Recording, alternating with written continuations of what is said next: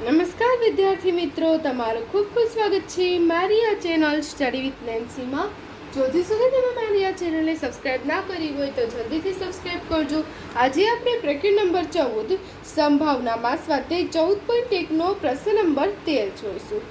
તો હવે જુઓ, અહીંયા આપણને પ્રશ્ન નંબર 13 આપેલો છે કે પાસાને એકવાર ફેંકવામાં આવે છે તો એમાં પહેલું અવિભાજ્ય સંખ્યા, બીજું 2 અને 6 ની વચ્ચેની સંખ્યા અને ત્રીજું યુગ્મ સંખ્યા મળવાની સંભાવના શોધો. સંભાવના શોધવાની છે ક્યારે? કે જ્યારે આપણે પાસાને ફેંકીએ, એકવાર ફેંકીએ ત્યારે, એટલે પાસાને ફેંકીએ તો આપણને અવિભાજ્ય સંખ્યા મળે, 2 અને 6 ની વચ્ચે સંખ્યા મળે અને અયુગ્મ સંખ્યા મળે, એની આપણે સંભાવના શોધવાની છે. તો પહેલાં તો આપણે જે મળતા પરિણામ છે એ પરિણામ લખી દેવાના કે પાસાને ફેંકતા મળતા પરિણામ. એટલે આપણે પાસાને ફેંકીએ અને પરિણામ મળે તે, તો પરિણામ કયા કયા મળશે? પરિણામ બરાબર પરિણામ આપણને કયા કયા મળે? પાસાને આપણે ફેંકીએ તો આપણને 1 મળે, પાસા ઉપર 2 મળે, 3 મળે, 4 મળે, 5 મળે અથવા તો 6 મળે. તો આ પાસાને આપણે ફેંકીએ તો આપણને આ 6 પરિણામ મળે.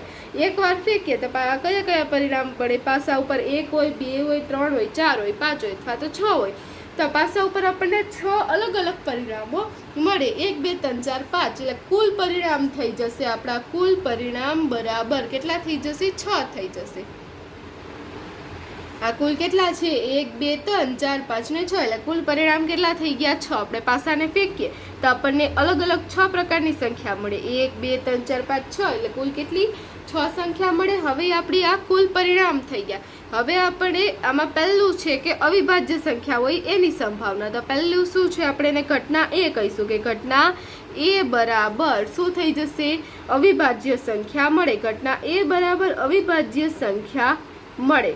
તો હવે જુઓ, ઘટના એની સંભાવના સંખ્યા મળે એના માટે આપણે ઘટના એના શક્ય પરિણામ, તો ઘટના એના શક્ય પરિણામ લખવાના. શક્ય પરિણામ, તો ઘટના એના શક્ય પરિણામ કયા થઈ જશે? ઘટના એના શક્ય પરિણામ બરાબર કુલ કેટલા મળશે?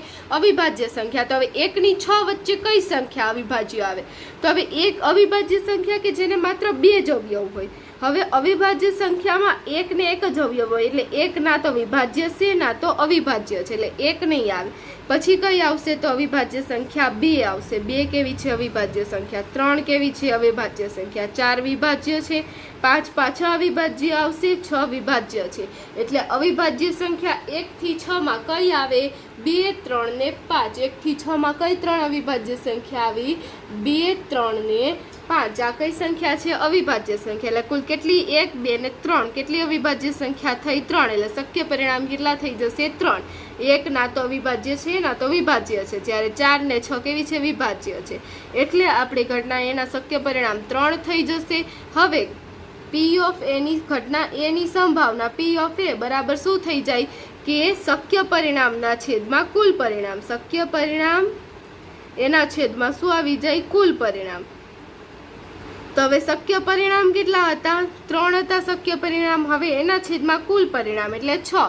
3 દુ 6, 6 કટ થઈ જાય, 3 ને 3 કટ થઈ જાય, ઉપર કાંઈ નથી 1 અને છેદમાં 2, એટલે 1 ના છેદમાં 2. ઘટના પી ઓફ એની સંભાવના મળી ગઈ. એટલે આપણે પહેલી ઘટનાની સંભાવના મળી ગઈ. પહેલાનો જવાબ આવ્યો. એના પછી બીજું આપણે જોઈએ. બીજું આપેલું છે 2 અને 6 વચ્ચેની સંખ્યા હોય. તો હવે આપણી બીજી ઘટના છે એ, આને આપણે નામ આપી દઈએ ઘટના બી. તો ઘટના બી બરાબર શું થઈ જશે? ઘટના બી બરાબર 2 અને 6 વચ્ચેની સંખ્યા. 6 વચ્ચેની સંખ્યા. તો હવે જુઓ, ઘટના બી ના શક્ય પરિણામ. ઘટના બી ના શક્ય પરિણામ બરાબર, તો ઘટના બી ના શક્ય પરિણામ, તો કયા કયા શક્ય પરિણામ મળશે? 2 અને 6 વચ્ચે કુલ કેટલી સંખ્યા આવેલી છે? તો આ 2 છે, આ 6 છે. એની વચ્ચે કઈ કઈ સંખ્યા આવે? 2 અને 6 ને નહીં ગણવાના, 2 અને 6 ની વચ્ચેની સંખ્યા. એટલે 3 4 ને 5 કઈ આવશે? 2 પછી 3 4 ને 5, 6 ની વચ્ચે કઈ આવે સંખ્યા? 3 સંખ્યા આવશે. 3 4 અને 5, એટલે આના પણ શક્ય પરિણામ કેટલા થઈ જશે? 1 2 ને 3. શક્ય પરિણામ કેટલા મળી ગયા? 3 મળી ગયા.